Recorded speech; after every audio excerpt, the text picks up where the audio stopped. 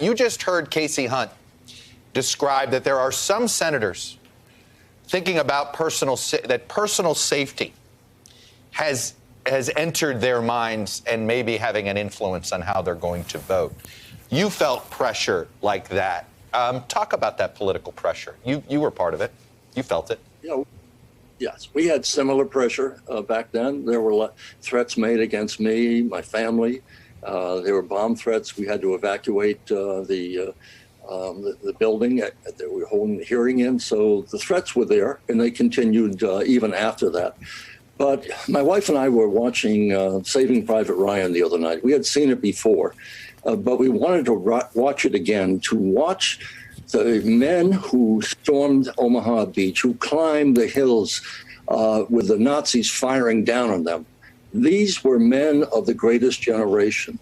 And I think about that because I have a friend who's 95 now who was part of the ones who landed. And all he could think about was defeating the Nazis and saving freedom. He fought again in Korea. And now when I hear that some members are afraid if they vote the truth, if they understand that this is what Donald Trump did, he attacked our democracy, and they're afraid, I want them to go back and think about the men and women after that who served us.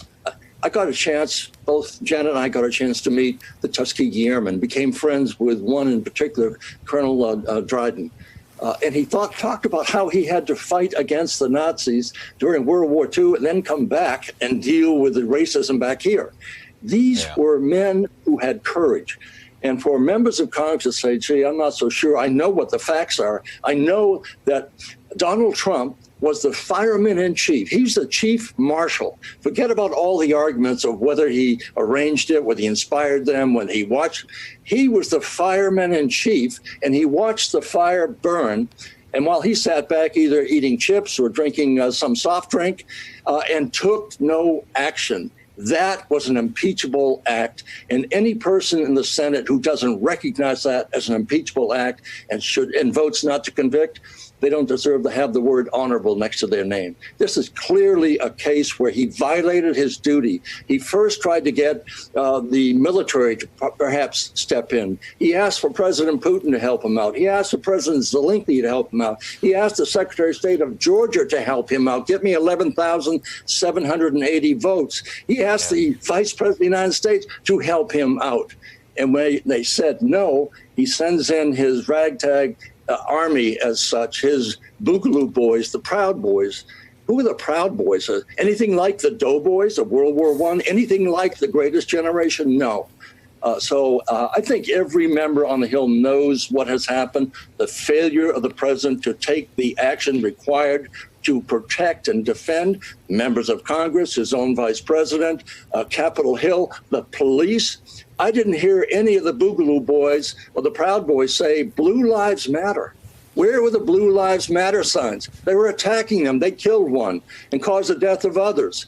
So for members of Congress to say, gee, I'm not so sure I'll get taken to task back home. I might even be attacked. I'd say that's the burden you have, because the Constitution is worth defending, and every one of our predecessors was willing to climb those hills in Omaha and to hit the beaches while they were being attacked savagely by machine gun fire.